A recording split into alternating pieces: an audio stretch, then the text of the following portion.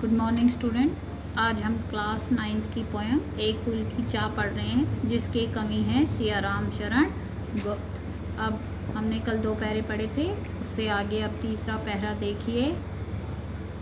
भीतर जो डर रहा छिपाए, हाय वही बाहर आया।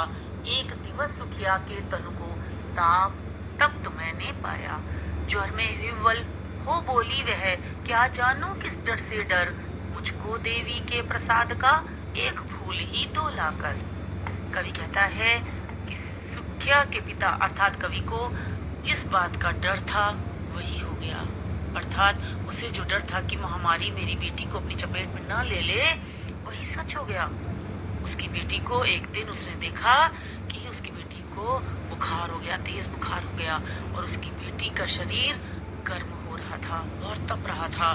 वह बुखार में बेचैन हो उठी और पता नहीं उसके मन में क्या डर उठा, क्या डर उसके मन में आया कि वह अपने पिता से उसने ये इच्छा प्रकट की कि उसका पिता उसे देवी माँ के चरणों का एक फूल प्रसाद रूप में उसे लाकर दे। क्रमशः कंठ क्षीण हो आया, शिथिल हुए अवयव सारे। बैठा था नव नव उपाय की चिंता में मैं मन मारे। जान सका न प्रभात सजग से, हुई अलस कब दोपहरी। स्वर्ण घनों में कब रवि डूबा, कब आई संध्या गहरी।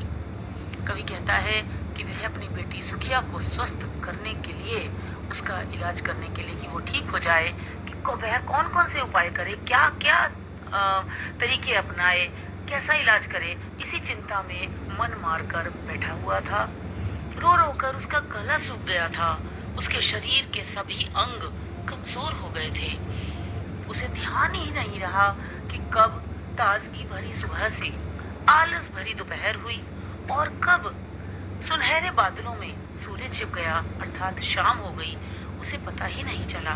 कहने का भाव यह है कि चिंता और दुख के कारण सुखिया के पिता को समय का ध्यान ही नहीं रहा। बच्चों, ऐसा होता है ना, जब कोई व्यक्ति दुखी होता है तो समय का पता ही नहीं चलता। ऐसा ही सुखिया के पिता के साथ भी हुआ। सभी ओर दिखलाई दी बस अंधकार की ही छाया। छोटी सी बच्ची को ग्रसने कितना बड़ा तिमिराया। ऊपर विस्तृत महाकाश में जलते से अंगारों से, झुलसी सी जाती थी आंखें जगमग जगते तारों से। कवि कहता है फिर अचानक जब शाम को संध्या हो गई, उसके बाद रात भी हो गई, घना अंधकार छा गया, चारों ओर अंधेरा ही अंधेरा छा गया।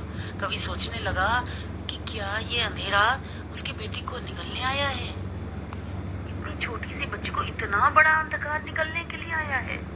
और जब उसने ऊपर आकाश में देखा तो तारे टिमटिमा रहे थे, विस्तृत आकाश में तारे जगमगा रहे थे, टिमटिमा रहे थे, लेकिन उसे वो जलते हुए अंगारों के समान प्रतीत हुए और उन तारों से उसकी आंखें झुलसी जा रही थी।